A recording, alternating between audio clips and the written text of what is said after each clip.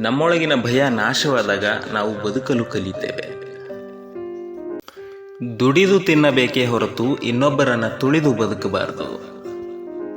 ಈ ಪ್ರಪಂಚವನ್ನ ಬದಲಾಯಿಸೋ ಭರದಲ್ಲಿ ನೀವು ನಿಮ್ಮನ್ನ ಬದಲಾಯಿಸಿಕೊಳ್ಳೋದನ್ನೇ ಮರೆತು ಬಿಡ್ತೀರಿ.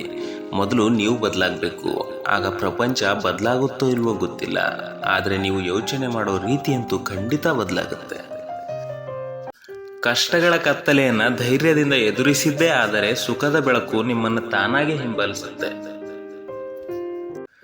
ತಪ್ಪುಗಳಿಂದ ಪಾಠವನ್ನು ಕಲಿಯಬೇಕೇ ಹೊರತು ಸದಾ ತಪ್ಪಿನ ಬಗ್ಗೆ ಆಲೋಚನೆ ಮಾಡೋದ್ರಲ್ಲೇ ಕಾಲಹರಣ ಮಾಡಬಾರದು. ಸದಾ ಮಾತನಾಡುತ್ತಲೇ ಇರೋದಕ್ಕಿಂತ ಇನ್ನೊಬ್ಬರ ಮಾತುಗಳನ್ನು ಆಲಿಸಿದ್ರೆ ನಿಮ್ಮ ಜ್ಞಾನ ಇನ್ನಷ್ಟು ವಿಸ್ತಾರವಾಗಬಹುದು.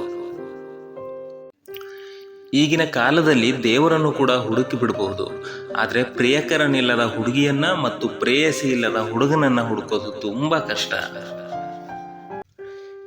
ನಿಮ್ಮೊಟ್ಟಿಗೆ ಯಾರೋ ಒಬ್ರು ಮಾತು ಬಿಟ್ರು ಅಂತ ಯೋಚನೆ ಮಾಡಿ ಕಾಲಹರಣ ಮಾಡೋದು ಬಿಟ್ಟು ನಿಮ್ಮೊಂದಿಗೆ ಮನಸ್ಸು ಬಿಚ್ಚಿ ಮಾತಾಡುವವ್ರ ಜೊತೆ ಚೆನ್ನಾಗಿರಿ.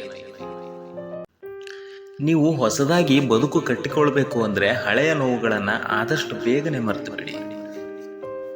ಕಷ್ಟದ ದಾರಿ ಎಂದು ಹಿಂತಿರುಗಿ ನೋಡದಿರಿ, ಸುಮ್ಮನೆ ಮುಂದಕ್ಕೆ ಹೋಗ್ತಾ ಇರಿ. ಅದು ಒಂದಲ್ಲ ಒಂದು ದಿನ ಒಳ್ಳೆಯ ಜಾಗಕ್ಕೆ ಕರೆದುಕೊಂಡು ಹೋಗುತ್ತೆ. ನಿಮ್ಮ ಜೀವನ ಸುಧಾರಿಸಬೇಕು ಅಂತಾದ್ರೆ ಮೊದಲ ಪ್ರಾಶಸ್ತ್ಯ ನೀವು ನಿಮಗೇ ಕೊಡಬೇಕೇ ಹೊರತು ಬೇರೆಯವ್ರಿಗೆಲ್ಲ.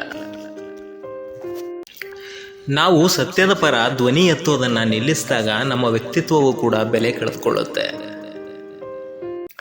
ನಾವು ಇನ್ನೊಬ್ಬರ ಮೇಲೆ ಅವಲಂಬಿತರಾಗದೆ ನಮ್ಮ ಕೆಲಸವನ್ನು ಶ್ರದ್ಧೆಯಿಂದ ಮಾಡಿದರೆ ಬಹುಬೇಗ ಸಫಲರಾಗ್ತೀವಿ, ಇಲ್ಲವಾದರೆ ವಿಫಲರಾಗ್ತೀವಿ.